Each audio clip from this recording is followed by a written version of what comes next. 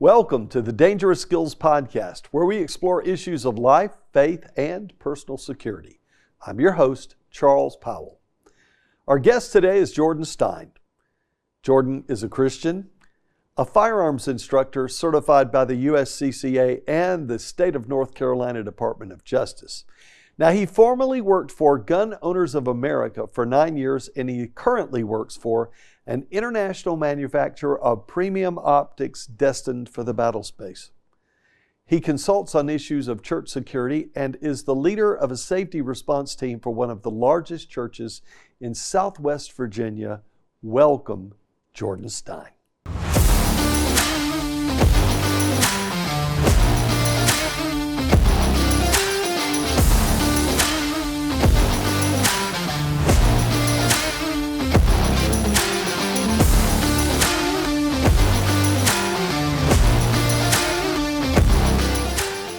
I've worked with you a number of times, been on the range with you. It's always a real pleasure.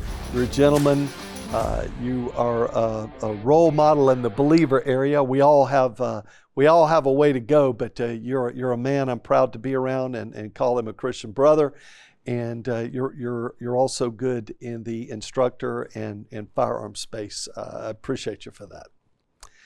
Absolutely. It's what I love to do. I know. I love that. Well, look, today I want to talk with you about this church security thing. And, you know, you've consulted, you've actually done the thing in your role as a consultant for issues around church and security.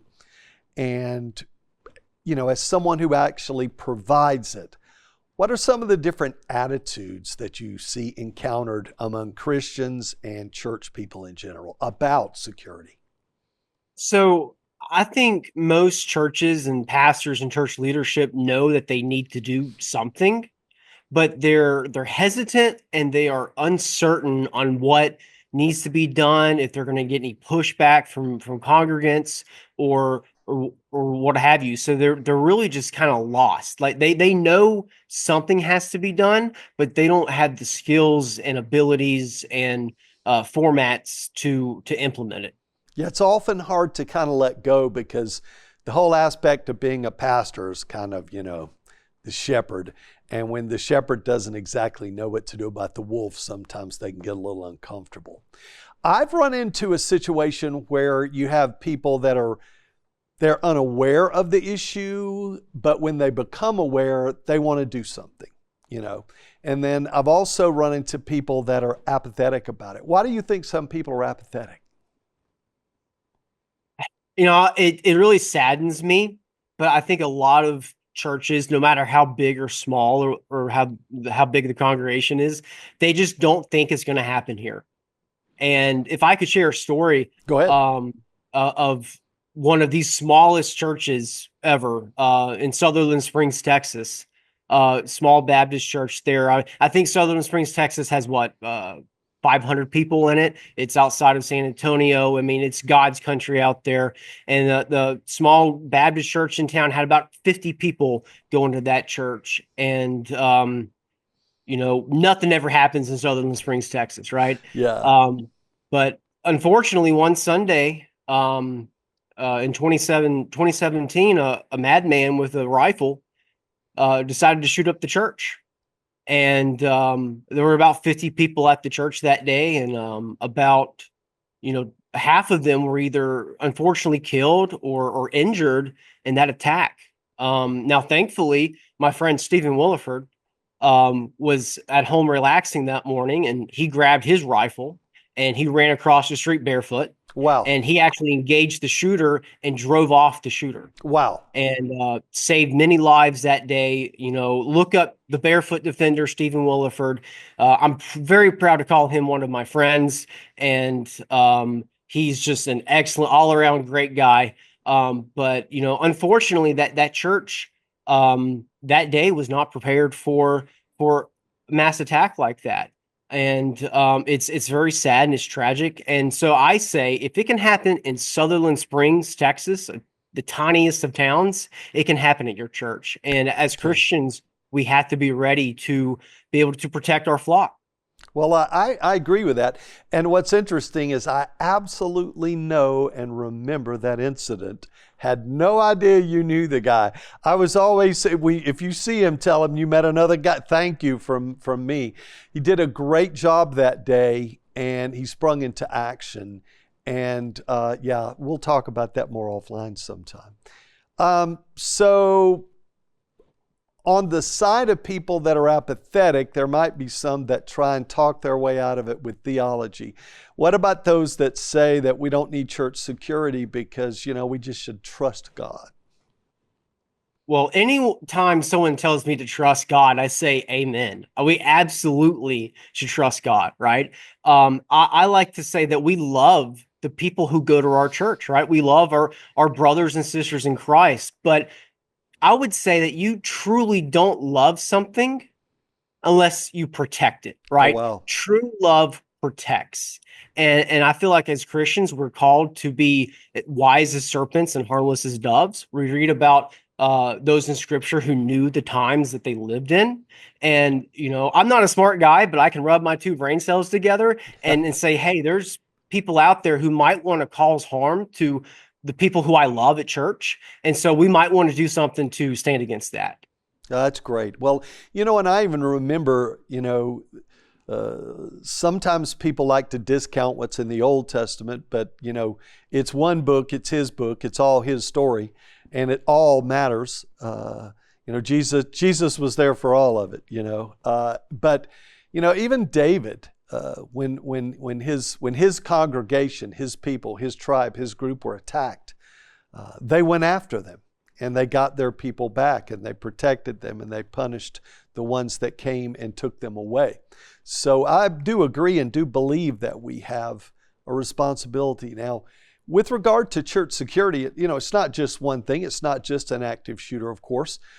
So what kind of threats do churches face today? I mean, we have burglary, robbery, all kind of things that could come into play.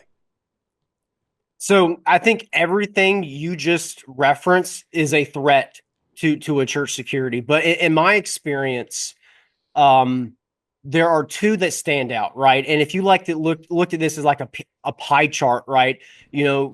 God forbid an active shooter or a terrorist threat. I still think those could happen, and we should be prepared for it. And Yes. The chances of those attacks are increasing dramatically. But your other crimes, your burglaries, your thefts definitely can happen as well. But in my experience, in the years I've been doing this, two threats stand out above the rest, right? The first is a medical emergency, right? Yes. Let's face it. There's older people go to church, and sometimes they bring their health issues with them, and someone may fall and hit their head, and there could be blood everywhere, right? Yes. Ask me how I know, right? That actually happened at my church. Oh, wow. How do you respond to that? Yeah. Are you prepared to respond to that? I was talking with one of the pastors at my church just today, and we were looking over 2024, and we had to call 911 5 times in 2024. Wow. All for medical incidents. We didn't have to call them for anything else, but it was a medical emergency at our church that we had to get the professionals there. And there were probably another 5 other medical situations to where we had to handle that didn't require the professionals that we handled on our own. Just, maybe people cutting themselves, yes. People, falling, people not taking medicine and then having a very upset stomach, dealing with all those situations. So when we talk about medical, we also want to be prepared for CPR, right? Yes. If someone's not breathing, we need to get them back breathing, right? Yeah, well, in my experience with executive and dignitary protection, back when I was young and had a 6-pack instead of a 12-pack, but back in that day, I mean, people think about situations and circumstances that are very much like an attack, someone wanting to take your principal away from you, to kidnap them or harm them or kill them or embarrass them. But frankly, we needed as much training in first aid and in CPR and those kinds of things. I mean, today, a person training in executive and dignitary protection has to train for PR issues and what have you. There's so many things that matter, and even with church, the medical, what have you. I will tell you, I was in a situation in which, in a church environment, in which some Satanists came into a church, witches came into a church, and they thought they were powerful. They had come there to pray in the service against the pastor. But I happened to that day to be in a Pentecostal church, and there's an old school, small leather-lung Pentecostal pastor in there. And let me tell you, they came in the wrong place. And the minute they got there, he knew what he was dealing with. They left there. They left there. In any case, there's all kinds of things that could come up. Well, now, with regard to church security, if there's someone listening at this and their interest is being piqued, we have to keep in mind that, church security is like a safety security team, a dignitary protection team, what have you, like yours. But then there's also electronic measures. What kind of electronic measures? During the week, a church is empty more than it's full. Absolutely. So this is where cameras can really be a great extra set of eyes and ears. The church we go to that I serve at is 85,000 square feet. Wow. It's a pretty, and there's the rest of the building it's a significant building. There's no way that I can place people to watch every inch of that, right? So that's why we have cameras, right? And cameras are also good to be that extra set of eyes, but also documentation, which is a huge part of church security. It removes liability from the church. If there is a theft or something like that, then you hopefully can get that on camera and turn that over to authorities. Yes. It also has accountability, especially in the children's area. I don't want to get too deep into it, but our viewers can use their imagination to be sure that kids are treated properly, and that ensures accountability there. Just another layer. So cameras can be good, but honestly, cameras aren't the greatest system if they're not being watched. Right. So they have to be monitored, and they have to be used properly.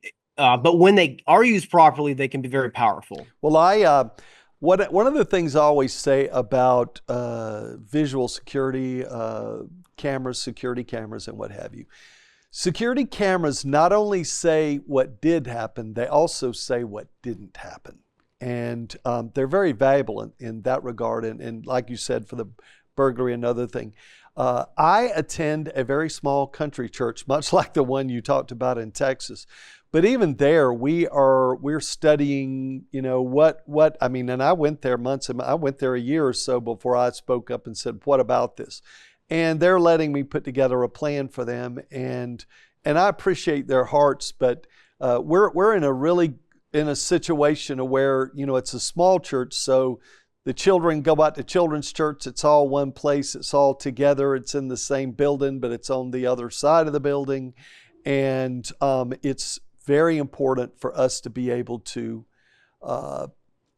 see what's going on. And I'm looking to put something together that could allow someone to just sit in the back of the service with an iPad and see all the cameras, what's happening outside, what's happening with the children, what's happening with the entrance door, and be able to take some action should it need to be taken. And so this is one of the things we're looking to do there. Now, you mentioned terrorism, not just terrorism, but I've got a video I'd like to roll in that features former CIA targeter Sarah Adams, codename Superbad. A lot of people know her by that. She's one of the premier voices regarding terrorism today. And she firmly believes, and has a lot of evidence to prove it, that the U.S.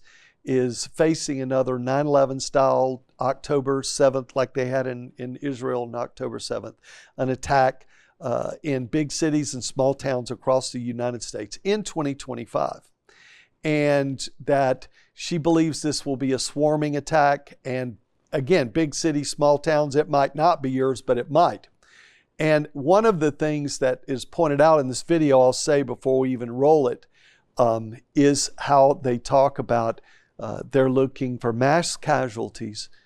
They're looking to create mass casualties, and they're looking for soft targets. So Let's take a look at that video and then we'll come back and talk about it.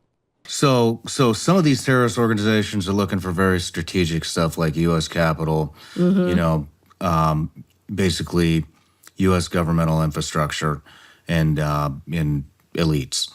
And then on the other hand, you have what I'm used to seeing when we were over there. They just look for the easiest,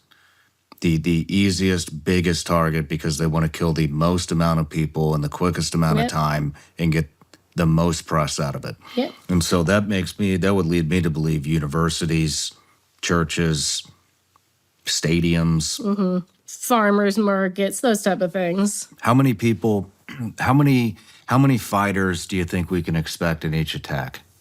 Well, the 1,000 is all of them. So we're calling it's an Al-Qaeda planned attack, but within those 1,000 terrorists, some of them are ISIS because they want ISIS to be blamed. We have a theory on it. I hate to throw out theories. We think the actual It's the first time I think you've ever thrown out a theory. I know. I just then people are like, she's crazy.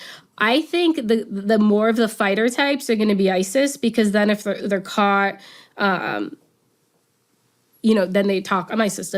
I think of more of the suicide bombers are going to be Al-Qaeda. Okay, and we're back from the clip, and I just wanted to get your take. So the clip reminded me of a verse, right? And we live in a fallen world. We live in a world where there's evil. And, one of my favorite verses is Romans 12:21. Do not be overcome with evil, but overcome evil with good. And, I really think it's where Christians have to realize that there's evil in this world. And we must have the goodness that God gives us. Only, we're flawed as humans, right? Yes. God gives us the goodness, and we use that goodness to overcome the evil in this world. And I think that is something that we have to wrestle with and deal with and be prepared for. That's good. What that clip says to me is I think of colleges, I think of universities, which they mention, churches. I think of all these different places that are soft on security. They're soft targets. And, it's important for you and I to get really, really honest here. How soft are most churches as a target? I was reading some stats on this just before this interview, and it kind of blew my mind. And it said about roughly 50% of churches rely on armed congregants for security, right? Yes. But in which I was surprised that number was that high. Yes. But in my experience, as when I talk to church leaders and whatever, and their quote security is just a couple people carrying guns. Yeah. And I'm going to be honest, that doesn't cut it. No. Right? No. It's a bad idea too. Yes. So there needs to be, and I'm all about people carrying guns. Don't Surely, get me wrong. Me too. But there needs to be a plan, a structure, that is right. Some organization to it, right? We just can't have, a couple rednecks coating their, 38 specials in their waistband, right? The team needs to train together. That's right. Right?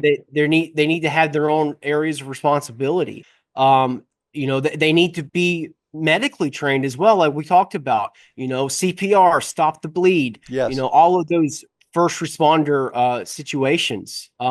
So that is where we're soft. And this might sound a little harsh, but if your job protecting your church is just to be more secure than the next building down the street. That's right. If you can be a harder target than the next building down the road, then you've done your job and you've protected your church, right? The best attack, the best result is the attack that doesn't happen at all. That is right. Well, I couldn't agree more. As a matter of fact, even some electronic measures. Anyone looking to make an attack somewhere, if they drive by a building and see a lot of surveillance equipment, they see a lot of cameras, what have you, they might just go down to the street to the people that didn't feel like investing in the same thing. And if they see someone out kind of obviously in the parking lot, and they might be church security, safety team, they could be just kind of making a little patrol around the parking lot during the service. Something like that says these people are more prepared. And I agree with you. I'm a big fan of the Second Amendment. I have a sign here up on the set that proclaims it, all about the Second Amendment, and very vehement in that regard. But the right to bear arms does not mean you are fully trained. And I've been through a lot of things, I've done a lot of things, and I've been in a lot of life and death situations.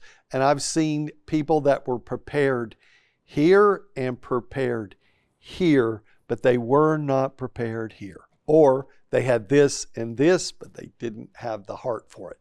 And you need the complete person, and training and preparation does that every time.